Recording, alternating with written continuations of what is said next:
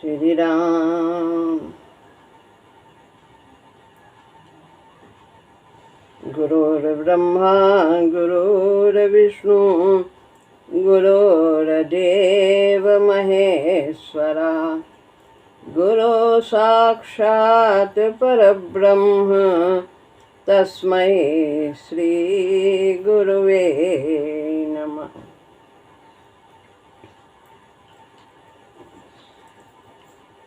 श्रीमद् भगवद गीता अध्याय 3 श्लोक है 31वां।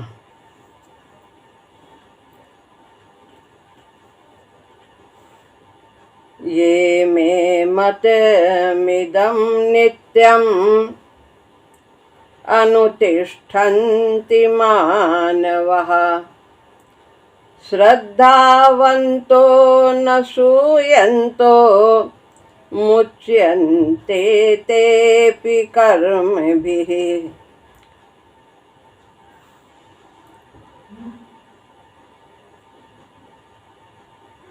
यहाँ पर 30 और 31वें श्लोक में भगवान ने अपनी ओर से कर्म के निष्ठा की चर्चा की है और 25वें श्लोक से 29वें श्लोक तक सांख्य की चर्चा रही। उसके पश्चात ये 2 श्लोक 30वां और 31वां, इसमें कर्म की निष्ठा के द्वारा व्यक्ति बंधन से मुक्त हो सकता है निश्चित रूप से, इस बात का कथन भगवान यहाँ करते हैं।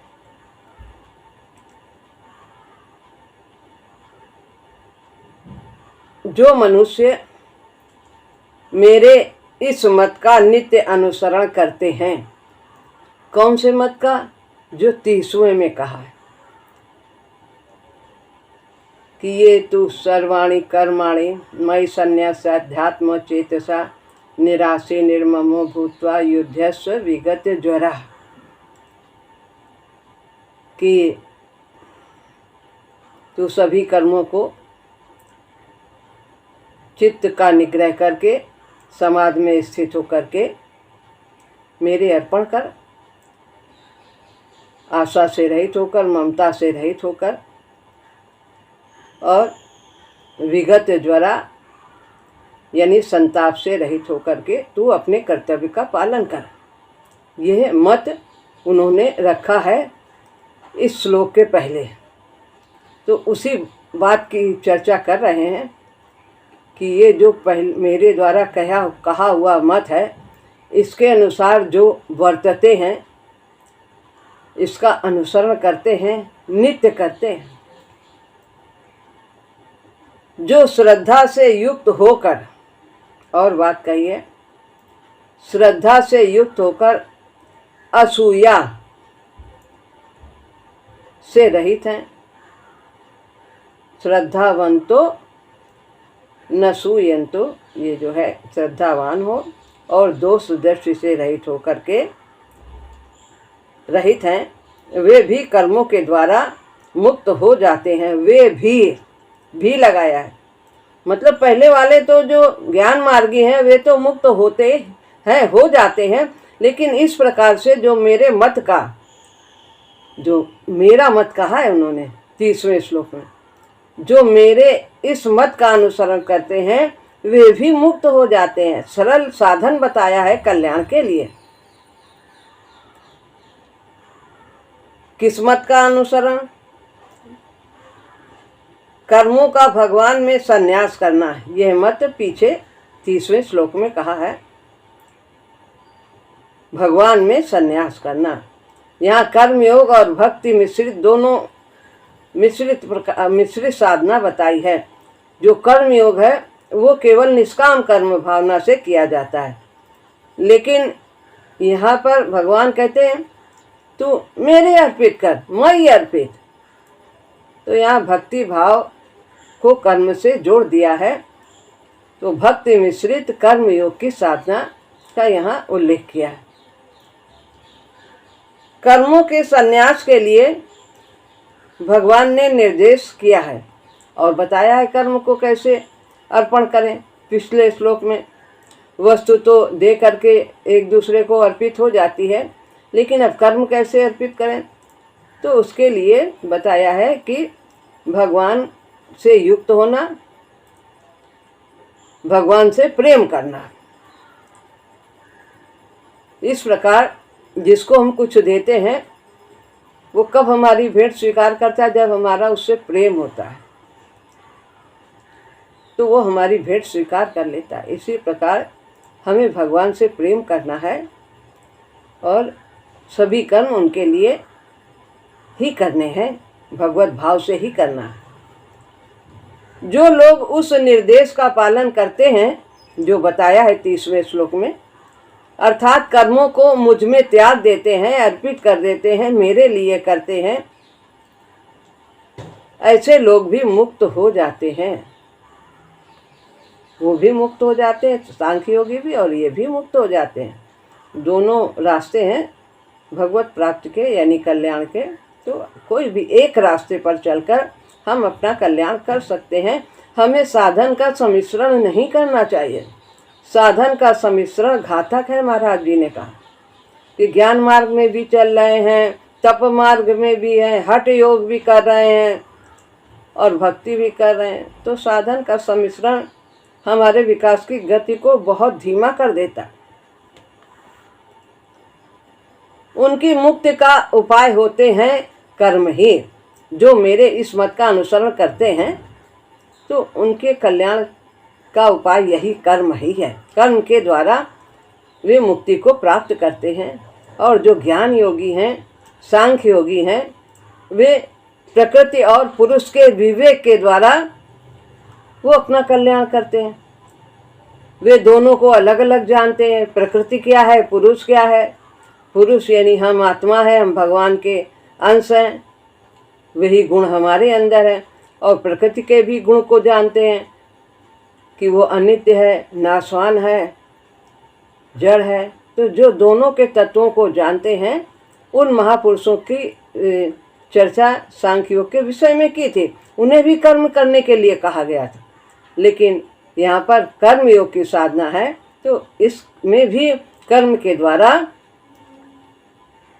व्यक्ति अपना कल्याण कर सकता है, वो भी मुक्त हो सकता है। केवल कर्म करके, भले ही ना हो प्रकृति का ज्ञान और पुरुष का ज्ञान क्या है, आत्मा का ज्ञान, अनात्मा का ज्ञान नहीं रखता, उसका विवेक तीव्र नहीं है, कोई बात नहीं। वो कर्म के द्वारा कर्म को भगवान को अर्पित करके, भगवान के लिए कार्य करके वो मुक्ति प्राप्त कर सकता है। बंधन से मुक्ति। मुक्ति क्या है? बंधनों से मुक्ति होना। काम, क्रोध, लोभ, मोह, अहंकार, यही बंधन के कारण है। इन्हीं अवगुणों से मुक्त होना ही वास्तव में मुक्त है। फिर संसार में रहे, कहीं भी रहे, उसको कोई बंधन नहीं होगा। कर्म साधन होते हैं बंधन को काट डालने के, संस्कारों और वासनाओं को क्षीण करने के। ये साधन है कर्म। जो हमारे अंदर संस्कार हैं, पिछले जन्म को के हम ले करके आए हैं अहंकार और आसक्ति से किए हुए कर्मों के द्वारा, तो वे सब भगवान को अर्पित किए हुए कर्मों के द्वारा वे सब संस्कार समाप्त हो जाते हैं। कोई वासना नहीं रहती, कोई कामना नहीं रहती है। स्पष्ट ही तो कहा है, कर्मों के द्वारा मुक्त होते हैं। मुच्यन्ते तेपि कर्म भी, वे भी मुक्त होते हैं। अपि लगाया भी, वे भी मुक्त होते हैं कर्म के द्वारा। यही तो कर्म योग का मौलिक रहस्य है। कर्म साधन है, यही रहस्य है कि किस प्रकार से कर्म करना है अर्पण करके प्रभु को। यही रहस्य जानना है, बस कहीं बंधन नहीं होगा। यही गीता का अर्जुन के लिए संदेश है। इसी का नाम कर्म निष्ठा है, कर्म योग है, कर्म संन्यास है। संन्यास का, कर्म संन्यास का मतलब नहीं कर्म त्याग दिया, नहीं, कर्म करने में जो आसक्ति है उसका त्याग करना है। निराशी निर्ममो भूत्वा युद्धस्य विगत ज्वरा।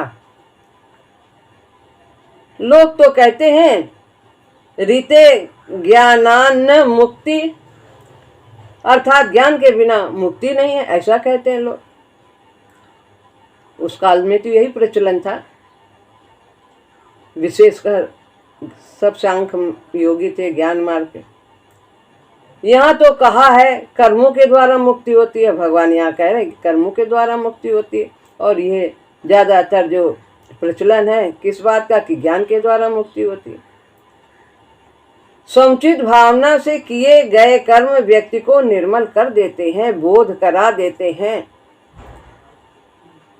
निर्मल कर देते हैं, यानी विकारों से रहित कर देते हैं। जब हम भगवान के लिए अपने कर्तव्य कर्म को करते हैं तो हम निर्मल होते चले जाते हैं। स्वतः ही आसक्ति, अहंकार, लोभ, क्रोध, मोह सब स्वतः ही शांत होते चले जाते हैं, इनका परिशोधन होता चला जाता है, ये सब सद्गुण में बदलते चले जाते हैं। जितना व्यक्ति निर्मल होता है उतना ही उसमें आत्मज्ञान प्रकट हो सकता है। कोई चीज में मैल लगी है और उसको हम जितना साफ करेंगे कढ़ाई को, नीचे का वास्तविक जो धातु है वो प्रकट होती चली जाएगी। तो जो हमारा वास्तविक तत्व है, जब हम इस प्रकार से अपने कर्म को करेंगे तो हमारे अंदर जो ऊपर माया का आवरण लगा है आत्मा में, तो वो हटता चला जाएगा, पर्दा हटता चला जाएगा और हमें अपने वास्तविक रूप का ज्ञान होता चला जाएगा। अपने को जानना ही तो ज्ञान है, परमात्मा को जानना ही तो ज्ञान है।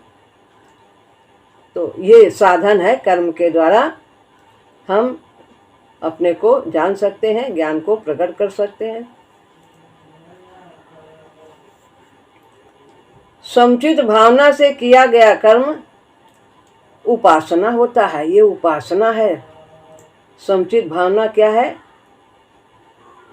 भगवान के लिए, भगवान के द्वारा, भगवान की शक्ति से किया हुआ कर्म समुचित भावना कहा जाता है, समुचित मनोवृत्ति कही जाती है। भावना ही मनोवृत्ति है। तो समुचित भावना से किया गया कर्म ये उपासना है। उप माने सामने, आसन, भगवान के सामने बैठना। हम सदैव भगवान के सामने रहते हैं, भगवान का कार्य, भगवान का कार्य, भगवान का कार्य। भगवान का कभी विस्मरण होता ही नहीं, सदैव हम उनके सम्मुख रहते हैं, वे हमारे सम्मुख रहते हैं। तो समुचित भावना से किया गया कर्म उपासना होता है, वो भगवान से साधक को जोड़ देता है। जैसे हम मूर्ति के सामने बैठते हैं, भगवान के सामने बैठ करके आराधना करते हैं, पूजन करते हैं, घंटी बजाते हैं, भोग लगाते हैं, ऐसे ही हम जब ब्रह्मार्पण कर्म करते हैं तो हम उपासना करते हैं। भगवान की कृपा का पात्र हो जाने से तथा उन्हीं की कृपा से साधक ज्ञान को लाभ कर लेता है। भगवान की कृपा से तेषां सतत युक्ता नाम, ऐसे जो व्यक्ति तो जो सतत जुड़े रहते हैं, हर कर्म से जुड़े रहते हैं, उनका क्या करते हैं भगवान? उन्हें बुद्धि योग देते हैं। ददामि बुद्धि योगम तम येन माम उपयान्ति। तेषां सतत युक्ता नाम, कैसे? भजताम प्रीतिपूर्वक, प्रेम पूर्वक, मांग नहीं है। तो ये बात है। तो ऐसे को भगवान क्या कहते हैं कि मैं उन पर कृपा करता हूँ। कैसी कृपा करता हूँ? तेषामेवानुकं पार्थम अहम ज्ञान जम तमः नाशयाम यातम भावस्तो ज्ञान दीपेन भास्वता। तो मैं उनके अज्ञान अंधकार को मैं कृपा करके उनके अंतःकरण में बैठ करके ज्ञान की ज्योति प्रदीप्त करके उनके अंधकार को नष्ट कर देता हूँ। ज्ञान का दीपक जला करके उनके अंतःकरण में उनके अज्ञान के अंधकार को मैं दूर कर देता हूँ। ऐसी कृपा करता हूँ जो सतत स्मरण करते हैं। कैसे स्मरण करना? कर्म करते। कर्म सहज है, सहज स्वभाव है व्यक्ति का कर्म करना, तो वो कर्म से तो बच ही नहीं सकता। तो जब कर्म करना ही है तो कर्म कैसे किया जाए, ये गीता हमें सिखाती है। भक्त को ज्ञान की प्राप्ति के लिए अलग से कुछ नहीं करना पड़ता कि जंगल चले जाएं, आश्रम चले जाएं और सब त्याग दें, वस्त्र दूसरे तरह का पहने, गेरुआ पहने, भोजन भी दूसरा सब स्वीकार करें, सब सादा बिना नमक का या कुछ भी तरह तरह का जो हम करते हैं घर गृहस्थी में, वो सब त्याग करके सादा स्वादहीन भोजन खाएं। ऐसा कुछ नहीं, कुछ अलग से नहीं करना पड़ता। बस जो स्वाभाविक कर्म है, जो नियत कर्म है, जो परहित के लिए कर्म है, उन्हीं को भगवत भाव से करना है। संसार के लिए जो कर्म है, समष्टि के लिए जो कर्म है, उन्हें ही केवल भगवान के अर्पित करते हुए कर्म करना है। सिया राम में सब जग जाए। वो तो प्रभु से स्वयं दे देते हैं ज्ञान जब इस प्रकार से कर्म करता है। अभी ऊपर कहा है, मैं उसके अज्ञान के अंधकार को नष्ट कर देता हूँ ज्ञान का दीपक जला करके। वास्तव में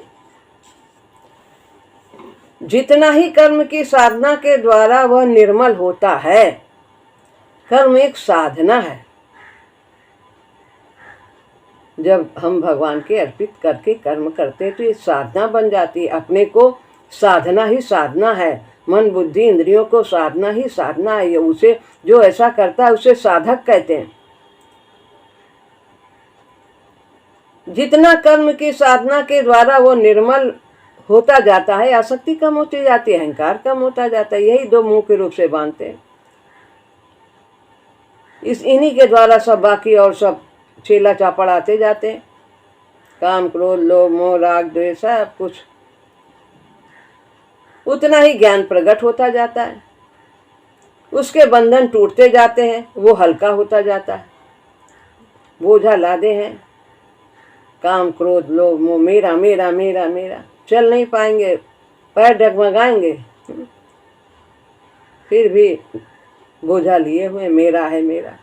तो गिरने न दिया करुणानिधि ने, और गिरने से पहले थाम लिया जब हम प्रभु की शरण में होते हैं। वह जो ज्ञान के मार्ग की उत्कृष्टता दिखाने को कहा जाता है कि ज्ञान का मार्ग बहुत अच्छा है, बहुत श्रेष्ठ है, कि ज्ञान के बिना मुक्ति नहीं होती है, उससे कुछ सार, उसमें वास्तव में कुछ सार नहीं है।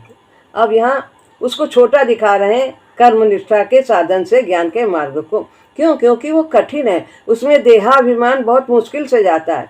देहाभिमान, मैंने इतना तप किया, मैंने ये छोड़ दिया, मैंने क्या किया क्या किया, क्रोध छोड़ दिया, काम छोड़ दिया, वो तो केवल मात्र दिमाग की बेकार की दौड़ है, बेकार की दौड़ है। क्या पकड़ें क्या छोड़ें, क्या पकड़ें क्या छोड़ें। वो ज्ञान बुद्धि का ज्ञान नहीं है जिससे व्यक्ति निर्बंध हो सकता है। जो ज्ञान वास्तव में वास्तविक ज्ञान है, सत्य को जानना, आत्मा को जानना, वो अगम है। किससे? मन बुद्धि, इन सब से अगम, अगम अगोचर मन बुद्धि, इनके द्वारा नहीं जाना जा सकता परमात्मा को, आत्मा को। वो इससे परे का ज्ञान है। और जो ये ज्ञान है प्रकृति और पुरुष का, इसमें तो बुद्धि की बहुत आवश्यकता है, विवेक की बहुत आवश्यकता है। और इसकी उपयोगिता, इसको इस प्रकार से आचरण में लाते हुए, विवेक को लाते हुए बहुत प्रयास करते करते फिर वो व्यक्ति में विवेक जागृत होता है और फिर वो जाकर के सत्य को जानता है, आत्मा को जानता है। लेकिन इसमें तो कुछ करना ही नहीं, बस कर्म को भगवान को अर्पित करते जाओ, भगवान को अर्पित। वह ज्ञान बुद्धि का ज्ञान नहीं है कि हम बुद्धि से जान ले भगवान को, जिससे व्यक्ति निर्बंध हो जाए, बंधन से मुक्त हो जाए। वो तो आत्मा का प्रकाश है, बुद्धि से परे की चेतना का उदय है। बुद्धि तो ये सब जड़ है, मन बुद्धि, इनसे जड़ से चेतन को कैसे जाना जा सकता है? सहायता ली जा सकती है, लेकिन कहीं इनके द्वारा ही हम प्राप्त कर लेंगे नहीं। सहयोग लेकर के फिर आगे बढ़ते हैं, तब ये सब छूट जाते हैं। वहां तर्क से थोड़े ही कुछ हो पाता है, उसके लिए तो भीतर निर्मल होना चाहिए। वो निर्मल कैसे होते हैं? प्रकृति और पुरुष के विवेक को जागृत करते रहते हैं। ये सत्य है, ये असत्य, ये बार बार इसी का मनन करते हैं। फिर धीरे धीरे उनका अहंकार छूटता है, आसक्ति छूटती है, मोह छूटती है। तब ये सब विकार छूटते हैं, तब वे निर्मल होते हैं। लेकिन यहाँ तो कितना सरल बताया कि कर्म की निष्ठा के द्वारा कुछ अपना है ही नहीं, पदार्थ भी अपने नहीं, क्रिया भी अपना नहीं है, सब भगवान का है, भगवान को अर्पित, भगवान की वस्तु भगवान को अर्पित। उसके लिए तो भीतर निर्मल होना चाहिए और मांग होनी चाहिए। वो ज्ञान तथा कर्म का जो झगड़ा है, मांग क्या होनी चाहिए? प्रभु के प्रेम की मांग, भक्ति की मांग होनी चाहिए।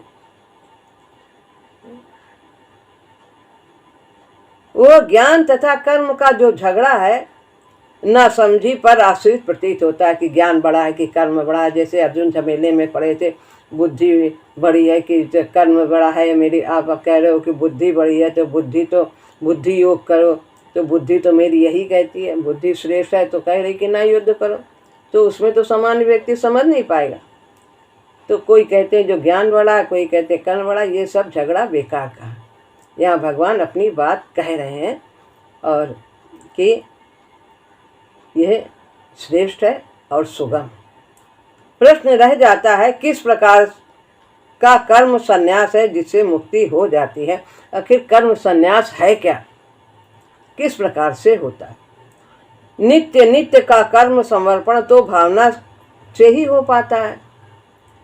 प्रत्येक कर्म का समर्पण, एक गिलास पानी दिया किसी भगवान की सेवा, कुछ भी कर रहे हैं प्रभु के लिए, प्रभु की शक्ति। तो ये अभ्यास करते करते ये दृढ़ हो जाता है। पहले थोड़े काम में होता है, फिर और ज़्यादा कार्य में याद आते, फिर और काम। कर्म समर्पण तो भावना से ही हो पाता है। जब हमें किसी के प्रति प्रेम होगा तो हम उसको कुछ देना चाहेंगे, तो भावना पहले जागृत करनी है, भगवान के प्रति भावना जागृत करनी, जिसको देना है। यदा कदा जगे हुए भाव से तो न कर्मों का समर्पण हो पाएगा और न स्वीकृति हो जाएगी। कभी कर दिया, कभी फिर कर दिया, फिर कभी कर दिया। जैसे कभी चले गए, काम पूरा हो गया तो लड्डू चढ़ाया है मंदिर में, फिर चढ़ाया है, फिर चढ़ाया, तो वो प्रेम नहीं। तो नित्य नित्य कह रहे हैं, जब वो भावना निरंतर भीतर जागृत रहती है, कर्म करने के पूर्व, कर्म करने के समय, काम करने जा रहे हैं, भगवान का कार्य करने जा रहे हैं। अब कर रहे हैं तो क्या है, भगवान के लिए भोजन बना रहे हैं। अब उसकी पूर्ति पर भी भगवान की कृपा से ये कार्य हो गया, सेवा हो गई। ये भगवान हम सबको ये उपाय बताते हैं। उसकी पूर्ति पर भी जो भावना बनी रहती वही फलवती होती है। कभी संदेह न जगे कि पता नहीं भगवान खाएंगे कि नहीं खाएंगे, बनाया तो है, अरे क्या है, थोड़ा हम लोग चटपटा खाते हैं, भगवान को कैसा भी है, क्या है, जो हमें अच्छा वही अच्छा है, थोड़ा मिर्चा और डाल दो, थोड़ा और क्या डाल दो। तो जो उच्च कोटि के भाव से ग्रसित हैं वे वही करते हैं जो भगवान को प्रिय है। कभी संदेह ना जगे कि भोग लगाया कि नहीं लगाया पता नहीं, तभी वो नित्य कही जा सकती है। वो तो लगाते ही, हम प्रेम से बुलाते हैं तो वो हमें दिखाई क्यों नहीं देते हैं? नहीं दिखाई देते हैं, वो तो आते हैं, उसको ग्रहण करते हैं और उसे अमृत कर देते हैं। हमारे सामने माया का पर्दा पड़ा है, बहुत हम काम क्रोध लोभ अहंकार से ग्रसित है, यही आवरण है। तो वो हमें उस पार खड़े होकर के पास में रहते हैं तो भी हम नहीं देख पाते। कभी हमें स्पर्श करते हैं तो स्पर्श जब करते हैं तो हमें दिखते नहीं, क्यों? लेकिन वो तो खड़े हैं, लेकिन हमारे सामने आवरण, हम निर्मल हो जाएंगे, एकदम सामने स्पष्ट दिखेंगे। कभी धुंधले दिखते हैं, जैसे जैसे निर्मल होते जाते। कर्म के समर्पण से तो वर्तमान कर्मों का ही समर्पण होगा, पूर्व कर्म के संस्कार कैसे कटेंगे, ये पूछ रहे हैं। लोगों के मन में प्रश्न आता है, जो हमने अभी दिया है, अभी ये भगवान को ये कर्म अर्पित, तो पिछला वाला कैसे कटेगा? जो पहले जन्मों में हमने किया है वो भी तो बहुत कुछ उसमें भी संस्कार बनाए, वो कैसे कटेंगे? उनके लिए तो आना पड़ेगा। तो यहाँ पर नहीं, ऐसी बात नहीं है। कर्म समर्पण साधक को भगवान से युक्त कर देता है। उसकी कृपा से व्यक्ति उसकी चेतना को पाने लगता है। वो अवतरण उसे प्रभु के रंग में रंग देता है। जब हम जैसे जैसे हर समय याद रखते हैं भगवान के लिए, भगवान, तो हम उनसे हर समय जुड़े रहते हैं। कुछ हमारी चीज थोड़ी ना स्वीकार करते हैं, वो हमारी भावना स्वीकार करते हैं और अपने रंग में रंगते चले जाते हैं, अपने समान बनाते चले जाते हैं। भगवान कर्म के संस्कार से रहित हैं, वे अपने समान बना देंगे जब हम हर समय भगवान से जुड़े रहेंगे।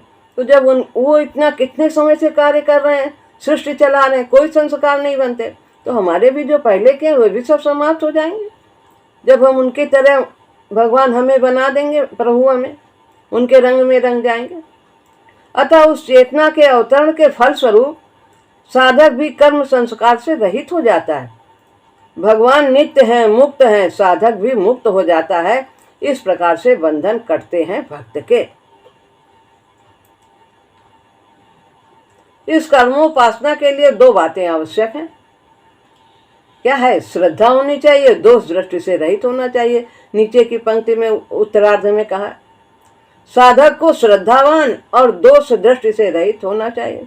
प्रभु के प्रति श्रद्धा, गहरी निष्ठा, अति गहरी हो। प्रेम पयोनिध सोत मिला रे, मिल जाएगा। गहरी निष्ठा, अति गहरी हो। धूप पड़े छाई, बंदा रुकने वाला नहीं। चाहे कैसी भी अनुकूलता प्रतिकूलता कुछ भी आए, विश्वास है वे हमारे सुहृद हैं, परम हितैषी हैं, जरूर इसमें कुछ अच्छा है।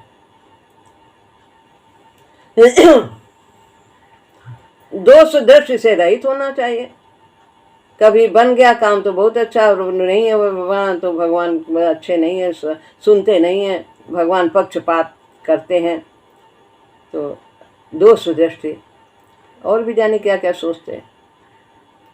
श्रद्धा के अभाव में कर्म संन्यास नहीं हो सकता और ना ही स्वीकृति हो सकती, ना भगवान स्वीकार करेंगे और ना ही हमारे कर्मों का समर्पण हो पाएगा। दूसरी ओर से जिसको हम दे रहे हैं, प्रभु को दे रहे हैं, श्रद्धा ही हमारी अति मानस चेतना को जागृत कर सकती है। तो श्रद्धा के वाहन पर आरूढ़ लोक लोकांतरों को लांघते हुए व्यक्ति कहाँ से कहाँ पहुंच जाता, अति मानसी चेतना को प्राप्त कर लेता। जागृत हुई वही चेतना समर्पण कर सकती है कर्म का। कर्म से जो अतीत है वही तो कर्म का संन्यास कर सकती है। तो जो चेतना, जो हमारी परमात्मा की चेतना है, जब हम उससे युक्त हो जाते हैं तो फिर कर्म से अतीत यानी सकामता से अतीत हो जाते हैं, और वही तो कर्म का संन्यास कर सकती है। ऐसी चेतना से ही कर्म का संन्यास होगा जो परमात्मा से युक्त होगी। दोष दृष्टि हमारे किए कराए पर धूल डाल देती है। भगवान में दोष देखने से श्रद्धा का हनन होता है। श्रद्धा ही साधना ही समाप्त हो जाती है। साधक तो साधक ही है, वो भगवान को तोलने योग्य कैसे हो सकता है कि अच्छे हैं कि बुरे हैं, कौन से भगवान अच्छे हैं, क्या हैं, अब भगवान अच्छे हैं, अब भगवान नहीं अच्छे हैं। आज का युग तर्क का है, सब किसी को सब कुछ कहने का अधिकार है। उस अधिकार का दुरुपयोग करके हम अपने को हानि पहुंचाते हैं और भगवान में भी दोष निकालने लगते हैं। उस अध्यात्म में तो कुतर्क के द्वारा हम अपनी जड़ें काट डालते हैं। फिर चाहते हुए भी हम श्रद्धा नहीं कर सकते। इतना दिन से पूजा कर रहे हैं फिर भी ऐसा आ गया, सुनते नहीं है कि। तो ये है अपने अंदर अहंकार लाना कि हम पूजा कर रहे तो हमें कुछ होएगा ही नहीं। अरे संस्कार पहले के हैं, जो गहरे हैं उनको तो भोगना ही पड़ेगा, वो हल्के कर देंगे। भगवान की चेतना को लाभ करके ही उसे जाना जा सकता है। उससे पूर्व तो आलोचना अपनी निपट मूढ़ता की घोषणा करनी है। तो इस प्रकार हम उसको तभी जान सकते हैं जब उससे युक्त होंगे, और यदि अभी पूर्णता को नहीं प्राप्त करते हैं और हम उनमें कमियां देखते हैं तो अपने विकास के पथ को हम बहुत लंबा कर देते हैं। इस उपासना में कर्म संन्यास के योग में दोष दृष्टि होगी तो हमारी साधना सफल ना होगी।